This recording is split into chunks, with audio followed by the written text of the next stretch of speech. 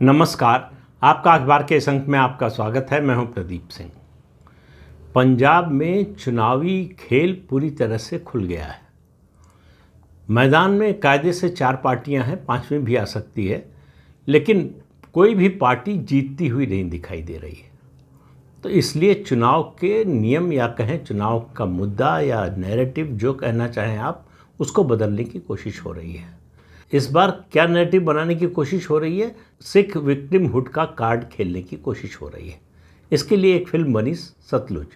दोसांझ इसमें मुख्य किरदार है। फिल्म बनाने में उनकी बड़ी भूमिका है और इसके जरिए वो खालिस्तानी आतंकवाद का जो दौर था उसमें जो सिख मारे गए, चाहे वो पुलिस कस्टडी में या दूसरे तरीक़ों से, या आप कह सकते हैं एक्स्ट्रा जुडिशल किलिंग जिनकी हुई।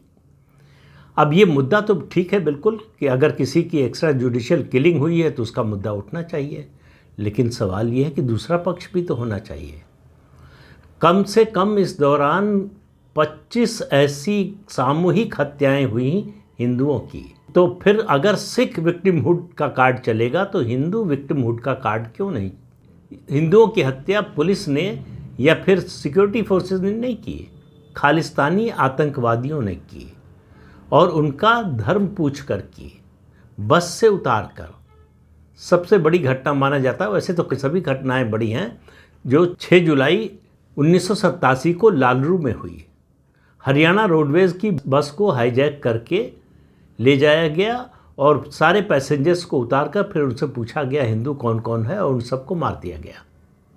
इस तरह की तमाम घटनाएं हुई पंजाब में। लेकिन जो लोग सिख विक्टिमहुड की बात करते हैं वो इन मुद्दों को नहीं उठाते, एक तरफा बात करते हैं। और सिखों का एक वर्ग उस समय खालिस्तानियों के साथ था। जो मारे गए वो खालिस्तान के समर्थक थे या खालिस्तानी आतंकवादी थे, या उन्होंने किसी न किसी रूप में खालिस्तानी आतंकवादियों की मदद की। कुछ इसमें ज़रूर होगा कि जो निर्दोष लोग थे वो भी मारे गए। वो मुद्दा बनता है, इससे कोई इनकार नहीं कर सकता। लेकिन हिंदुओं के इतने बड़े हत्याकांड को आप नज़रअंदाज कैसे कर सकते हैं? बात होगी तो दोनों की होगी, एक तरफा बात कैसे हो सकती है? लेकिन ये एक तरफा बात करने की कोशिश हो रही है, और इस एक तरफा बातचीत को हवा देने की कोशिश हो रही सबसे ज़्यादा आम आदमी पार्टी की ओर से।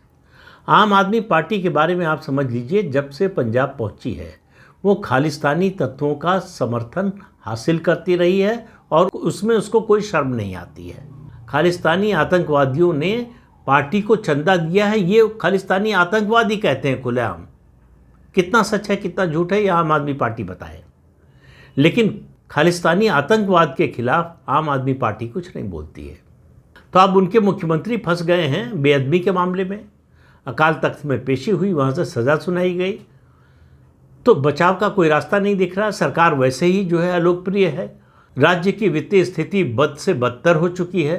तो कुछ उपलब्धि के नाम पर 5 साल की सरकार को दिखाने के लिए कुछ है नहीं।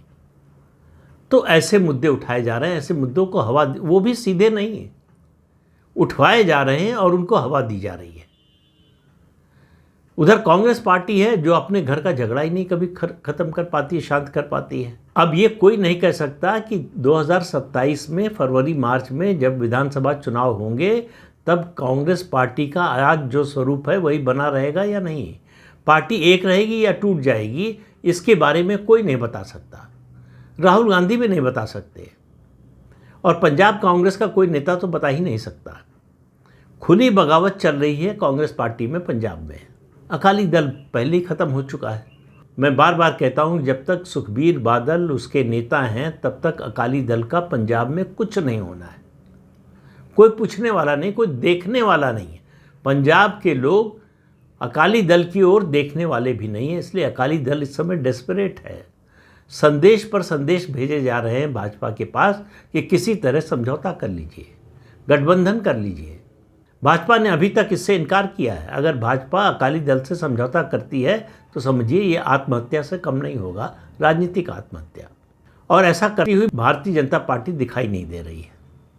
लेकिन जो दूसरा नैरेटिव है जो सोशल मीडिया के जरिए उठाया जा रहा है, हिंदू विक्टिम कार्ड का, हिंदू विक्टिमहुड का, खालिस्तान आंदोलन के दौरान जो खालिस्तानियों की हिंसा का शिकार हुए हिंदू, उनकी सुध कौन लेगा, उनकी बात कौन करेगा, उनके बारे में कोई क्यों नहीं बोलता? तो ये एक तरफा एजेंडा कैसे चल सकता है? दिलजीत दोसांझ, उनका एजेंडा बड़ा क्लियर है। वो खालिस्तानी एजेंडे को आगे बढ़ाना चाहते हैं। खालिस्तानी एजेंडे को आगे बढ़ाने वाले अमृतपाल भी हैं, जो सांसद चुन लिए गए, अभी असम की जेल में है, यूएपीए लगा हुआ है। लेकिन उनसे सिंपैथी किसको है? चरणजीत सिंह चन्नी, जो लोकसभा सदस्य हैं कांग्रेस के और पूर्व मुख्यमंत्री हैं। तो इससे आप समझिए कि खालिस्तानी तत्वों को फिर से एक बार खड़ा करने की, उनके लिए एक नैरेटिव बनाने की कोशिश हो रही है, जो पाकिस्तान चाहता है। पाकिस्तान की आईएसआई इसमें बहुत सक्रिय भूमिका निभा रही है और भारत के कुछ राजनेता और कुछ पार्टियां भी इसमें शामिल हैं। तो इस बार चुनाव में मुद्दा जो है मुख्य रूप से बनने जा रहा है कि ये सिख विक्टिमहुड का कार्ड कब तक चलेगा और ये एक तरफा कार्ड कब तक चलेगा। सिखों की बड़े पैमाने पर हत्या हुई, इससे कोई इनकार नहीं कर सकता। 1984 में दिल्ली में जो नरसंहार हुआ सिखों का, उससे पहले भी पंजाब में जो कुछ हुआ उसको कोई सही नहीं ठहरा सकता। लेकिन ऐसा कैसे हो सकता है कि हिंदुओं के मारे जाने की बात ही ना करें और खालिस्तानी आतंकवादियों ने मारा हिंदुओं को, उनका धर्म पूछकर मारा, तो उनकी बात कौन करेगा? उनका मुद्दा भी तो कोई उठाएगा। हिंदू कब तक चुप रहेंगे इस अत्याचार के खिलाफ? सवाल इस बात का है। आज पंजाब के ज़िलों में आप जाइए तो आपको पता चलेगा कि हिंदू मंदिरों की हालत पाकिस्तान से थोड़ी ही बेहतर है। ये आज़ाद भारत में हो रहा है, जहां बहुसंख्यक आबादी हिंदुओं की है। तो इस बार आप मान कर चलिए कि पंजाब विधानसभा चुनाव का मुख्य मुद्दा बनने वाला है सिख विक्टिमहुड का कार्ड बनाम हिंदू विक्टिमहुड का कार्ड। और जैसे ही हिंदू की बात आती है तो आप मान लीजिए कि भारतीय जनता पार्टी की स्वीकार्यता इस मुद्दे पर किसी और पार्टी से सबसे ज़्यादा है। तो इस रेस में अज्ञात शक्तियां हैं, हालांकि वो ज्ञात हैं लेकिन राजनीतिक रूप से अज्ञात हैं। दोसांझ ने अभी ये नहीं बताया कि वो चुनाव लड़ेंगे या किसी पार्टी का समर्थन करेंगे, लेकिन वो ये मुद्दा उठाकर किसकी मदद कर रहे हैं? बीजेपी की तो कर नहीं रहे, अकाली दल की भी नहीं कर रहे, कांग्रेस की भी नहीं कर रहे, क्योंकि कांग्रेस का ही शासन था राज्य में भी, केंद्र में भी उस समय। तो वो दरअसल आम आदमी पार्टी की मदद कर रहे हैं परोक्ष रूप से, ऐसा वो कह नहीं रहे हैं। लेकिन अगर ये सिख विक्टिमहुड का कार्ड चला, खालिस्तानी आतंकवादियों के प्रति सहानुभूति का मुद्दा चला और ये जनता में गया, तो निश्चित रूप से फ़ायदा उसका आम आदमी पार्टी को हो सकता है, क्योंकि आम आदमी पार्टी की सहानुभूति शुरू से खालिस्तानियों के प्रति रही है। तो इसलिए कह रहा हूं कि पंजाब के विधानसभा चुनाव का पूरा खेल जो है वो खुल गया है। कोई पार्टी जीतती हुई दिखाई नहीं दे रही है और जो पार्टी सत्ता में है वो लौटकर आती हुई दिखाई नहीं दे रही है।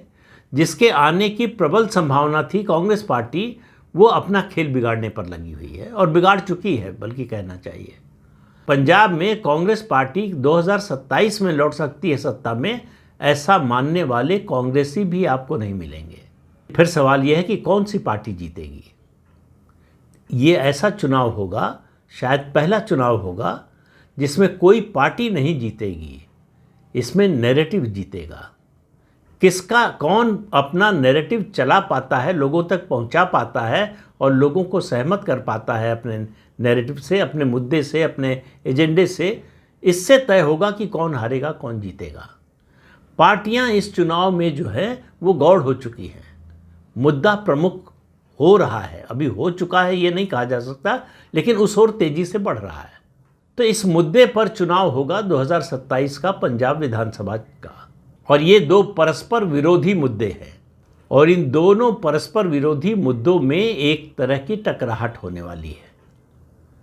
और जिस मुद्दे के साथ पंजाब का अधिकांश मतदाता होगा या मतदाताओं का बहुमत होगा, उस मुद्दे के साथ जो पार्टी खड़ी होगी, जीत उसकी होगी।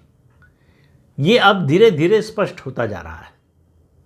कुछ लोग सवाल पूछ रहे हैं कि क्या पश्चिम बंगाल के चुनाव नतीजे का असर पंजाब में पड़ेगा? मेरा मानना है कि ज़रूर पड़ेगा। इतने दशकों से सोए हुए हिंदू पंजाब के शायद पश्चिम बंगाल का नतीजा देखकर जाग जाएं। उनको समझ में आए कि उनके साथ जो अत्याचार हुआ उसकी तो कोई बात नहीं कर रहा है। जिन लोगों ने अत्याचार किया उनके विक्टिमहुड का कार्ड खेला जा रहा है। खालिस्तानियों के प्रति पंजाब के लोगों की सिंपैथी कैसे हो सकती है? और खालिस्तानियों के प्रति सिंपैथी दिखाकर आप सिख विक्टिमहुड का कार्ड कैसे खेल सकते हैं? ये बात गले के नीचे उतरती नहीं है। या तो आप बात दोनों पक्षों की करेंगे या किसी पक्ष की नहीं करेंगे। एक तरफा बात करेंगे तो फिर आपका ये रवैया दोहरा और दोगला माना जाएगा। इसका मतलब ये है कि पंजाब का भला आपकी दृष्टि में नहीं है, सिखों का भी भला आपकी दृष्टि में नहीं है। आप किसी और विदेशी ताकत का खेल खेल रहे हैं, उसके हाथ की कठपुतली बन गए हैं। ये मुद्दा उठाकर पंजाब का आप कोई भला नहीं करने वाले। ये मुद्दा उठाकर आप सिख समाज का भी कोई भला नहीं करने जा रहे। पुराने घावों को कुरेद कर अगर आप कोई एजेंडा, कोई नैरेटिव बनाने की कोशिश करेंगे तो हर मुद्दे के, हर विषय के दो पहलू होते हैं, तो दोनों पहलू सामने आएंगे। तो सिखों पर हुए अत्याचार का मामला आएगा तो हिंदुओं की हत्या का मामला भी आएगा, और हिंदुओं की हत्या किसने की इसका भी मामला आएगा। वो कौन सी ताकतें थी, वो कौन सा संगठन था जिसने हिंदुओं की हत्या की? ये सवाल पंजाब विधानसभा के इस चुनाव में मुख्य प्रश्न होने जा रहा है। इसी प्रश्न के इर्द गिर्द जो है ध्रुवीकरण होगा। कौन खालिस्तानी तत्वों का समर्थन करने वाला है, उनके कार्ड के साथ जाने वाला है, और कौन उनके विरोध में और हिंदुओं के साथ जो हुआ, और उसके साथ में जोड़ता हूँ निर्दोष सिखों के साथ जो हुआ, इन तीनों को मिलाकर जो मुद्दा बनता है उनके साथ कौन है, ये तय करेगा 2027 का पंजाब विधानसभा चुनाव का नतीजा। तो इस अंक में इतना ही। अगले अंक में फिर मिलेंगे किसी नए मुद्दे के साथ। तब तक के लिए अनुमति दीजिए। नमस्कार।